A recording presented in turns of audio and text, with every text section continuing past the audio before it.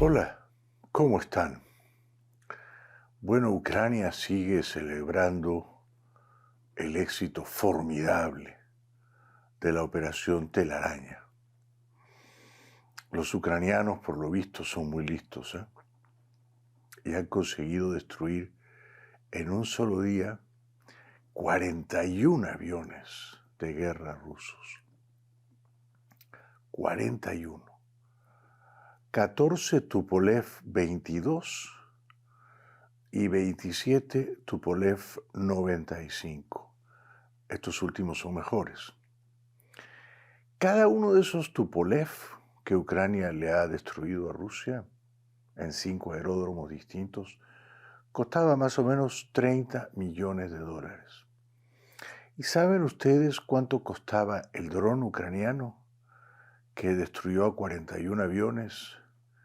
Más o menos 450 dólares.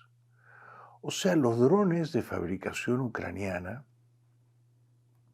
que entraron clandestinamente en territorio ruso, escondidos en camiones, eran no solo muy livianitos y por tanto muy fáciles de esconder, sino muy económicos. Es de presumir que si Ucrania ha destruido a 41 aviones, ha usado por lo menos 41 drones, o quizá el doble.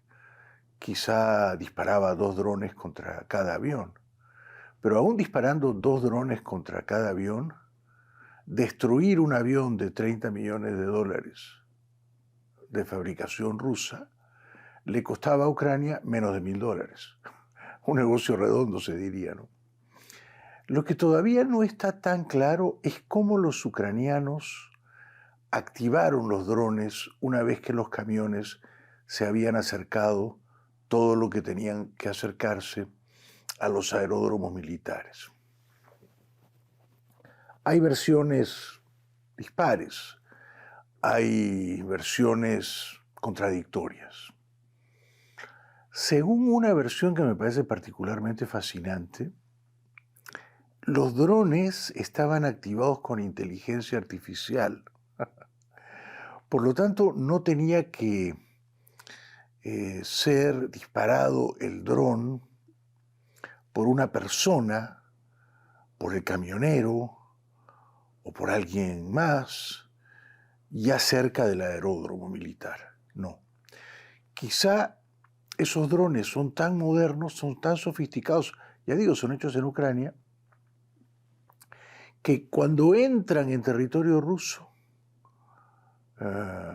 ya estaban programados con inteligencia artificial para destruir a tal o cual avión en tal o cual aeródromo con tales o cuales coordenadas o señas geográficas. Esa es una versión, la más fascinante o la más novelesca, ¿no? La otra versión es que los camioneros que entran en Rusia habían sido contratados por la inteligencia ucraniana y no sabían que llevaban los drones escondidos en los camiones. Estos camioneros eran rusos, pensaban que los camiones estaban cargados de otras cosas, de alimentos, de bebidas, y por lo tanto hicieron los viajes en 5 camiones distintos a las inmediaciones, a los alrededores de 5 aeródromos militares rusos, sin saber que estaban llevando los drones ucranianos. Esa versión a mí me hace sentido. Y una vez que llegaban al destino, entonces los camioneros entregaban ahí la mercadería, ¿no? Los alimentos, las bebidas, los productos que escondían a los drones, sin saber esos camioneros rusos que habían transportado drones dentro de Ucrania. Y quienes recibían la mercadería que llegaba en los camiones eran los agentes de inteligencia ucranianos. Probablemente esos agentes de inteligencia reciben la mercadería y ya estaban preparados para agazapados en algún lugar cercano al aeródromo, preparar el lanzamiento de los drones y dispararlos todos simultáneamente, un día a una determinada hora, para provocar el mayor daño. Luego, si esos agentes de inteligencia ucranianos fueron quienes activaron, dispararon los drones, quienes comandaban los drones a control remoto, habrá que ver si se han podido esconder luego y salir rápidamente de Rusia. No lo sé, no lo sabemos. No sabemos esa parte de los detalles, ¿no? También he leído entre las distintas versiones que quizá los drones no estaban programados con inteligencia artificial, pero sí se podían disparar desde bastante lejos al aeródromo. ¿Qué es bastante lejos? Bueno, 30 o 40 kilómetros. Entonces el agente ucraniano, el agente de inteligencia, está a 30 kilómetros del aeropuerto militar ruso, dispara el dron y mientras el dron hace su trayectoria con el blanco ya, digamos, determinado, activado, preciso, el agente de inteligencia se prepara para escapar, ¿no? Esto es un poco lo que sé. En Rusia están verdaderamente humillados. Ha sido un fracaso militar estrepitoso para los rusos. El peor desde que comenzó la guerra, ¿eh? Ucrania había volado un puente por acá, o había invadido un ratito el Kursk, pero luego tuvo que regresar, o había hundido un buque de guerra importante, prestigioso de los rusos, pero nada se compara a esto, ¿no? A destruir con drones livianos y baratitos 41 aviones Tupolev rusos. Se afirma que ha sido el Pearl Harbor para los rusos. Un ataque repentino, un ataque inesperado, un ataque aéreo que destruye un importante poderío militar, ¿no? Desde luego, en el caso de Pearl Harbor, los japoneses no usaban drones, ¿no? En otros tiempos, claro, en el año 41. Eran pilotos japoneses, muchos de ellos kamikazes, y destruyeron no tanto aviones de guerra, aviones de combate, pero también navíos, ¿no?, estadounidenses. Pero ese es otro tema. Lo importante es que Putin está humillado y está enfrentado a una realidad que no anticipaba, ¿no? Porque Putin seguramente pensaba, ya Trump se fue, me deja camino libre, voy a entrar en Ucrania y si no me detienen llego hasta Kiev. Pues ahora se ha dado cuenta de que no le va a ser tan fácil la cosa, ¿no? Y los ucranianos le han hecho ver que saben defenderse y que con solo fabricar drones pueden resistir. Esta es la primera y gran historia de hoy. La segunda historia que me ha dejado muy pensativo es la siguiente. Alguien ayer o en las primeras horas de hoy escribe en redes sociales que desde el año 2020 Biden está muerto. Que ese año Biden fue ejecutado, o sea, asesinado. ¿Y qué creen que hace Trump?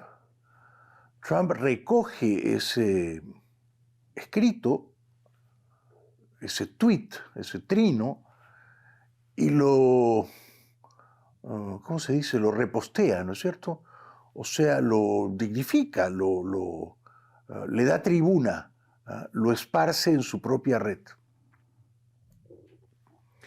De manera que Trump no está diciendo, yo estoy convencido de que a Biden lo mataron en el 2020, pero sí está diciendo, me parece una teoría posible, plausible, no la descarto, y por eso hago retweet o repost o lo que fuera. Me parece una irresponsabilidad tremenda por parte de Trump, ¿no? Porque la pregunta es si mataron a Biden en el año 2020, bueno, ¿por qué lo mataron? ¿Quiénes lo mataron?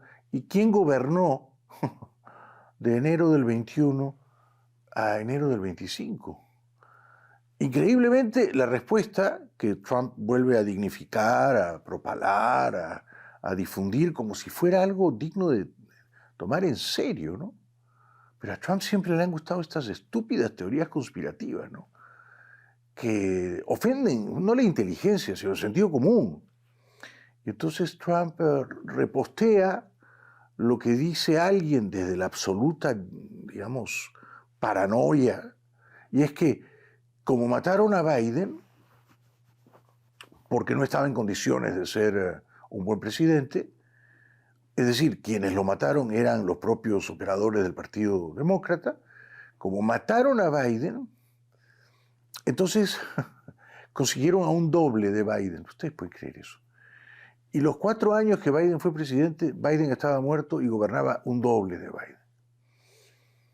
Y el día de junio 27 del año pasado, 2024, que Trump le propinó una paliza a Biden en el debate, no era Biden vivo, de carne y hueso, sino era un doble de Biden, cosa que, según Trump, explicaría por qué el doble de Biden no estaba suficientemente preparado. A ver, siempre habrá gente que esparce estas teorías conspirativas, ¿no? Esto es inevitable en una sociedad libre, más todavía ahora con la tecnología en redes sociales, que cualquier cretino, cualquier idiota puede tener una tribuna y lanzarse a pontificar, a gobernar el mundo, a enlodar reputaciones y a sugerir teorías conspirativas. Esto no se puede cambiar, pero que el presidente de Estados Unidos diga que su predecesor era un doble, no es serio, no es serio. Y una vez más, quedamos ante el mundo como unos tarados todos, ¿no? Porque ¿cómo es posible que Trump pierda el tiempo leyendo esos mensajes y, en segundo lugar, dignifique esos mensajes, elevándolos y dándoles mucha más difusión, ¿no? Bueno, así están las cosas. Gran éxito militar ucraniano que me ha hecho la semana. Dicen que Putin está tan humillado y tan escaldado que ha ordenado que maten a Zelensky. Y gran fiasco de Trump, que se une a la teoría conspirativa de que Biden está muerto hace 5 años y que quien gobernó en su lugar era un doble. Joder, si era un doble, habría que darle un Oscar, ¿no? Seguimos.